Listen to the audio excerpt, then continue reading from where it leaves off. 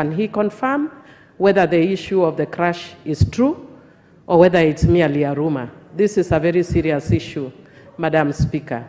Can we please be updated? Thank you.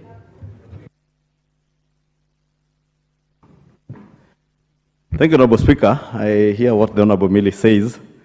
All that I can confirm, Honorable Speaker, is that it's indeed true that there has been a crash of a KDF helicopter, which we have seen in the news. And being responsible leaders also, we do not want to speculate as to the cause of the crash. We are all awaiting news. It is being reported in the news that a number of people have lost their lives, and there are few who have survived.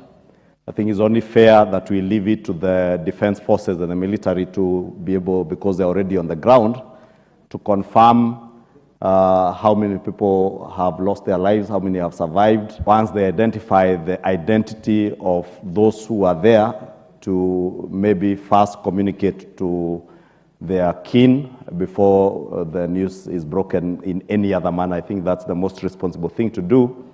And let me take this opportunity to just convey my condolences to the families of those who may have lost loved ones in that crash, and say it is unfortunate that had to happen, I'm told, somewhere in Elgeyo, Marakwet.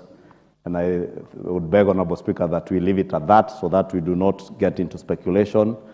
Since we do not know which officers were in that flight, we do not know who has survived, who has passed on, so that we allow the relevant authorities to do what they need to do. First, communicate to the families of the ones who may have lost their lives, and the country will be updated by the relevant authorities at the right time, Honorable Speaker. I would really beg that we leave that matter at that for now.